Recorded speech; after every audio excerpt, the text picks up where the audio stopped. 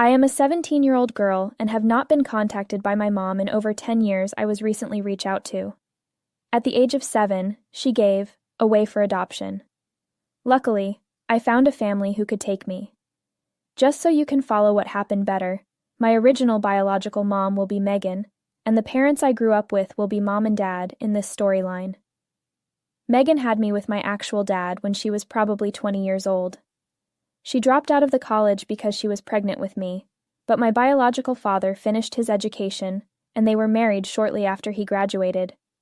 He was diagnosed with leukemia when I was 3 years old, and died just after my 7th birthday. Just because my father has now died does not mean I lost him in any sense of the word, and quite frankly, that process had begun long before I give up my custody.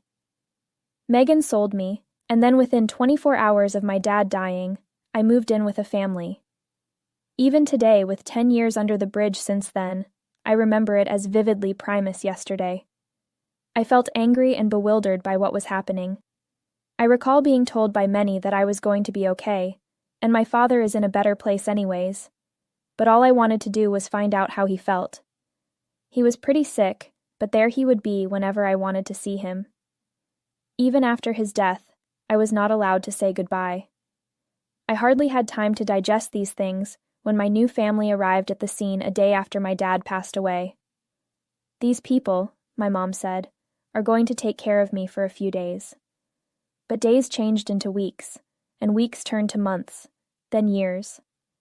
I waited for my mother to call me. I cried a lot at first because I felt my mother and family had abandoned me. A couple of weeks after my mom and pop had me, my real grandparents showed up to see me. I have been contacted by them since I was too young to know back then, but when I turned 14, they could no longer dodge my endless questions. Because I was adopted, and as such, really wanted to know what had happened with my birth mother. I wondered why all of this had taken place, because I could distinctively remember getting along just fine with my birth parents when I was small. Megan took the news of her biological father getting leukemia as well. Fate had it in for us. My grandparents and my mom and dad told me what was up. She was with my stepfather, but instead of going home to be there for him and mend the marriage, she started sleeping around on her uncle. That was scary enough as is, but we didn't ultimately learn about it until 6 months prior to my father's death. By that time his health was so terrible, the affair had also been exposed. My uncle and Megan never told him about it. When he broke up with that woman, Megan would hunt my father down. She decided when all was said and done, she needed to be around him. Megan and my uncle went to confront their affair to the parents. My grandparents were disgusted, but thought better of speaking in front of their wounded son.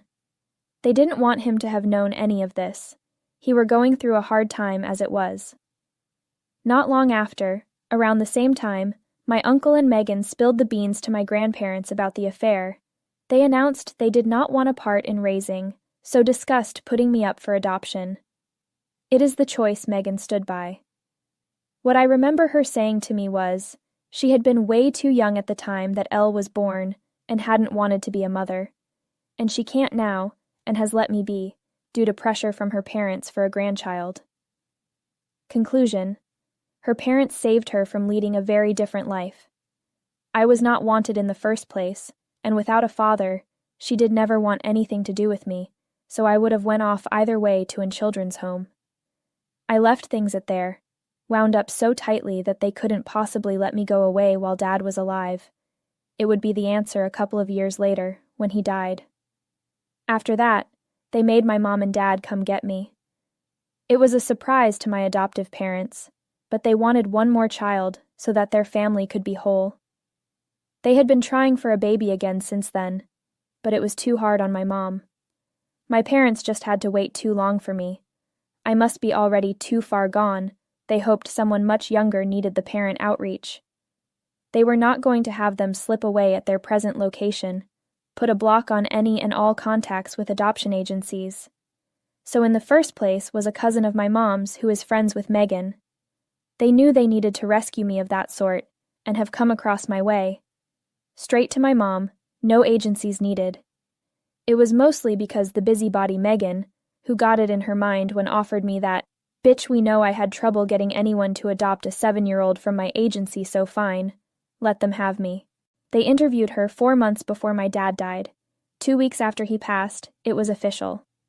Wearing Miu Miu pre-fall 2010, hood and yoke velvet dress, check shawl, monk vest, film camera, clutches. Jason and I were saying that after my dad died, my mum and dad thought I'd go stay with Megan for a days or something.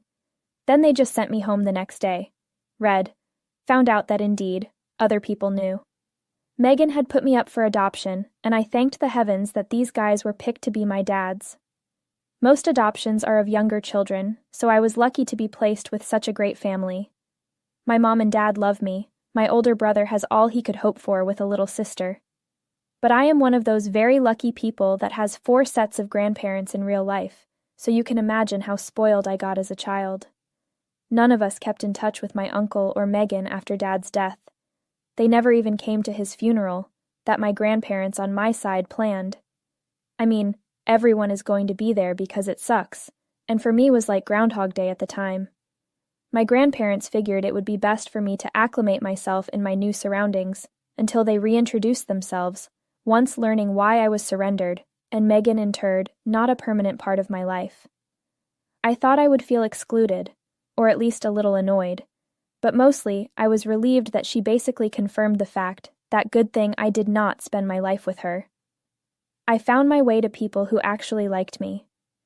I turned 17 earlier this year, and in a few months, I will be off to college.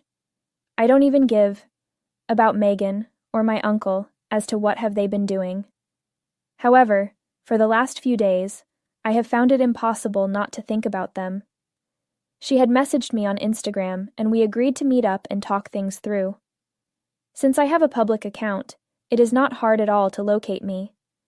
At first, I did not even know why she was contacting me after a long period. So I asked her why she wanted to suddenly be my friend again, but not before inquiring about a few details. Sent me a long message, full of emotion that those years had passed, but that she still hated herself for giving me away. She put her commitment to my uncle before us, her children. That she knew it was not her place to make me come back as a daughter, but wanted at least that I know she is not all wrong here. Her only sin was having gotten into so much too young, not understanding the downside of all these commitments. She was under too much stress, hence why she made many wrong decisions. Still, she never felt sorry she'd carried me. My family may have been long calling it, but she was simply not built to be a mother. She had wanted to make it up with me. I thought it over, and I finally agreed, purely out of curiosity. I did not tell my parents or grandparents. I met that one myself, just for giggles. Little did I know how many people want to just make peace with me, mighty, and most of all MHM for wanting only that in the first place. She needed my help. I should have known that, but I have a bad habit of thinking everyone is good at heart, with the exception being Megan. But we still had lunch, 2 days ago. She first appeared to me to be very friendly and kind. She attempted to justify her long story, saying that it was completely out of my control. She had no choice but marry him since their parents insisted so. Drop out from university after marriage, and become a full-time mom for me. The truth is, she did not want any of them, but was forced into because her parents wanted. That's what she divorced her for, a few weeks after he told them the news. This is the reason she cheated. She did not regret it because she thought that my uncle was her soulmate. She was happy to have him because she has been happily married with him for 8 years. She was in tears as she discussed the situation with her marriage and brought up my uncle. It's one of the reasons she sought me out. I thought she wanted me to help her make up with my parents and his. The woman who put me up for adoption, passing them over without a word for 10 years. They both have been fine with it a while ago, but my uncle started fighting Megan every single time. He yearned to reunite with his parents, but he knew that they would be unable, even if their hearts did guide them back together. He was blaming Megan for some reason, as he says that if she hadn't been so quick to give me up, maybe I wouldn't have gone sour. Every solution she had in mind was to somehow get me speak things out with my grandparents and make them settle differences between him, her, as everything else failed. If only she could save her marriage from crumbling, perhaps. She had been fighting with my uncle a lot these past few weeks, but she began to like in that moment of desperation. I never made a bigger mistake in my life than going to that woman. It was obvious she did not mean to truly apologize or make things right, even when it was about saving her marriage, and she only come to me because I had been doing so. And be even selfish to dig her out. Hell no, I wouldn't want to do that. After listening to her, I admitted that she was not going to get me with crocodile tears. Now I was headed for the door, but she said something to me along the lines of, had I been in her situation, then it would have made more sense. She claimed to be a mother who was shoved black into her body when she knew it wasn't something she had the mind for. Yet I have been forcing myself thinking of and doing what could make me such. If I couldn't see that because my family had brainwashed me into behaving as they did, then the truth of what those same people were day in and out. Well, the first thing that really upset me was she only mothered me for 6 or 7 years, and during my life we had plenty of active mothers. I know my grandparents did not tell her to leave college. That was something she decided on. Many times they reminded me that I was born because my mother decided to be a parent. Only they told her to have me first, and then take it from there, misinterpreting this as pressure by them. So if you had to choose who to believe, those two or my grandparents. Chances are I am going with Grammy and Gramps. I said she should sell her baloney to someone who was dumb enough to buy it, but I wasn't. When she was apologizing and telling me what really happened, I told her that nothing of those words came true, yet still at my end, sending numerous calls and messages to get hold on the truth. Instead, she tried to solicit help for her, thereby detracting from the weight of her apology. She told me to help her, as if I owed it to her, even though we were not going out. It was my mom who raised me, not her. And I exited the restaurant and returned to our home. When I got home, she sent me a voice note crying. I knew she was still in the restaurant, though, because of some background sounds that I could make out. It did nudge my guilt slightly, though, because you would have to be quite upset in a public area for that weeping, I think. In any case, she was crying and telling me that it was a really bad thing for me to say we had no relationship. Regardless of what had transpired, she was my blood, and I her child. But despite everything, she still thought of me as her daughter. I have no response to her sake. She just really isn't like a mother to me anymore, and I don't care that it makes me sound horrible for saying so. My mother hasn't been my real mom in 10 years. Her crying on the phone, I feel messy and torn up inside. Not even to this day have I been able to block her. She is no mother to me, but she remains the human being who are tied up with my own. Aita. For telling my biological mother, I no longer consider her my mom. Edit. Hi. I hope you read my post. It is very clear I have not told my family back-end remix split. I doubt they would agree with me going to see Megan, and so I did not tell them until after my decision was made. It is time I pay them back, and I will for sure tell them about it. This time, however, I just wanted it to be a decision that I reached on my own.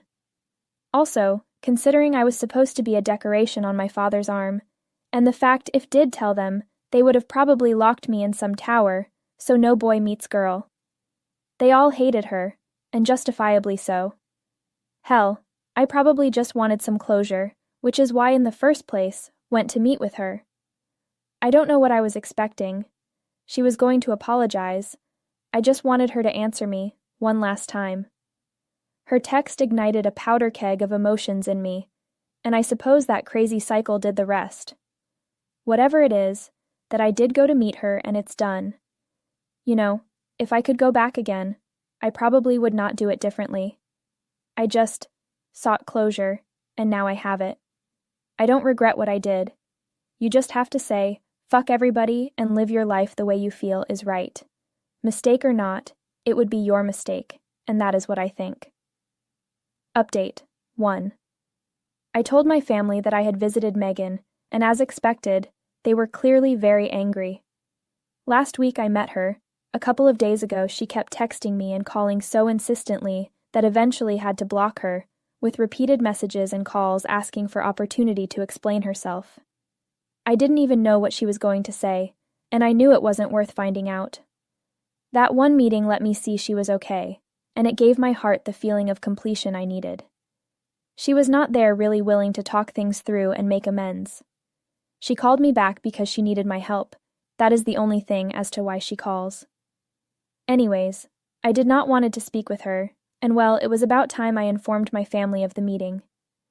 Today I called Mum and Dad, as well as both grandparents, to get them for a chat. My parents naturally were pissed off that I had gone behind their backs and disappeared without telling them where or who with. However, they still seemed to get it. And the worst part was, it hurt my grandparents. I got yelled at for it, and just listened to them because I had earned the respect of what they said. I should be the one to talk first. For the most part, they were just afraid she would brainwash me and paint them as villains, which was expected because they knew my mom. By this time, we had already finished dinner, and we were all ready to leave by the end of it, so I told them that I only met with Issue 7 Beauty for some closure. I did not think everyone would understand right away why I thought this, but that was something that I had to do, and so, just as blankly, if you will, announced it. The only thing that troubled my conscience was the fact I did it on their back. I told them I would never lie to their face again, and everyone seemed satisfied with that. Our conversation then moved on to why Megan had asked me over, and what she said about my uncle trying to make up with his parents. The only thing that we could all agree upon was there had to be more going on than what meets the eye. If she was still trying to bit and claw her way into my life, that must mean there were problems on the home front, perhaps some form me taking pity or finding a placement. Megan had mentioned she felt her marriage was in trouble and appeared very agitated over the phone and also during our meet. My grandparents figured she was telling the truth about my uncle being mad at her. We won't say anything because that's really none of our business, truth be told. My grandparents were explicit about that. They told me that as soon as they heard my uncle and Megan make public their intentions to be a couple, while Dad still clung helplessly through his illness, no longer did they consider them family. The last straw was when my mother, without even talking to them, just gave me away, and didn't give time for their side of the story. Thank goodness my adoptive parents were nice to keep them around. In short, Megan is blocked now. She told me I'd never be talking to her again. Of course not, because she had killed herself, but carry on. I mean, I know it was very important for her to get a hold of me, because she had started begging through the last few messages, telling about how horrible her marriage is and so on. She needed me, now more than ever. I felt so guilty setting all of that aside, but really, what is she expecting from me? I doubt I could even get my grandparents to talk bro her or my uncle, let alone do anything, bind them in holy bliss of embarrassment. What she said is perfectly logical, for I would not write them off immediately like that as well if I was in their shoes, and voila. It's completely fair on my side to ban my interactions with her. She can always create new accounts and try again, but that is not going to work. Therefore, I have made up my mind that if she ever attempts to contact me again, I will simply tell her no. If the harassment persists, I'm going to tag her. I remember hearing through the grapevine about different ideas my grandparents probably had on why he would call them after all these years. They were wondering that it was possible that they might be in some kind of financial trouble, and no one from our family had called them. If you ask what the hell they got up to all that time, well, fuck knows. They still live in the city and do something. But what? We don't know. She was a stay-at-home mom with me when we lived together, but I don't know what she does now. Well, at least now I know that if Megan and my uncle are trying to make peace with them because they have hit the bottom of a financial dosh, then I'll definitely tell this bitch/asshole, etc., that as far as their conversation is concerned in less than others would, but whatever. If that is not the most revolting human behavior, calling your daughter after 8+ years to ask for money. It is literally one of the cheaper things people can do. I mean, I hope so if this is true, and she gets exactly whatever was coming to her. Update 2. So, she decided to contact me again today. It had been around 10 days since I blocked her on all platforms, and after a week of nothing from her, one day turned to 2, which turned into 3 without anything. I have no idea how, but she actually managed to learn where I study. I suppose that is why we should not give out our personal info on public platforms. We learned our lesson the hard way. No matter, so I was coming back home today from school, and guess who walks up to me at the last second as I'm on my way out? So a block away from school, near where it gets really hustly and bustly with the crossing guards, which is good because I don't live that far. So when teachers give me family life lessons, I say sure, Godzilla literally has to build his cave, just dorm. She arrived in her car and was shouting at me to get in. So I said, I am not going to get in your car. You could be a homicidal maniac. Then I said, if you try to put on a scene at all here or something like this, and she feeds her ego with that, then we should start screaming right now, in the middle of street, I will end your shitty show right away. She said she wasn't trying to fight me or bother me. She only wanted to reach me, make peace with herself and her life. The last time we met, everything had gone wrong, and she just wanted to make it right. She knew that I believed everything she said was a lie, and would assume it was all an act. She, however, wished to communicate me that it was not true, and she really loved making everything back up with me. I could hear in her voice how desperate she was, and for what, I do not know. Not like I should have felt sorry for her, just pissed off. So I said, fuck it, get out my face. I wanted nothing to do with her. And then her colors began to resurface. For the fact that she was doing a great job at pretending to be sorry, and really wanting it this time around with me. I'm damn proud of myself for not falling into her trap again, right after what has happened before. Well, I told her to back off, and she just lost it on me. You fucking cunt, she said through gritted teeth, as though she was putting in a lot of effort to speak nicely before that. But now, if I wanted, depending on how things went from here, he would see to it personally there were mistakes made, and my life fucked up. The lady literally threatened me, and was like, you better watch your back. I just found it hilarious, because what was she going to do? As she continued to curse me, I kept walking, and eventually with one final finger up sign as well, away in her car. I was so relieved. When I finally made it back to my room, and relayed the information on the phone call that evening with my parents in attendance, we all gathered around once again.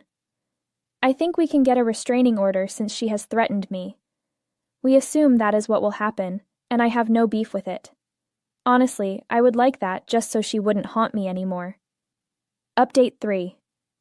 My parents filed a restraining order against Megan not 2 days ago. She had been served and lured only made my uncle decide to finally reach out his family. Of course it was money, just like they said all along. They were running together a confectionery the last years, but lately it was not good on business, and they needed money. They knew that directly contacting their parents would not result in success, so they choreographed this whole charade. Thing is, she ran out of patience for me and blew it with them. Hell, they might even get divorced over it, and I would be so happy if that happens. My uncle is still brown-nosing his parents, trying to get them to give him money, and won't stop telling me clean out my ears, as Megan had nothing whatsoever do with the way she acted towards me. He is, after all, their one and only son. He deserves a little help, gang.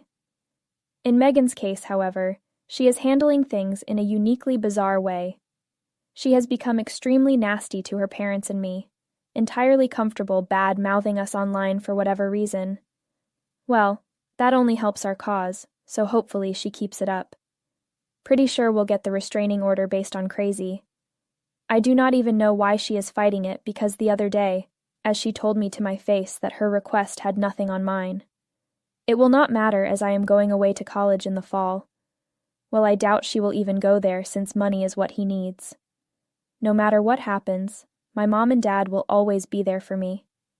Although, I really do not believe that going to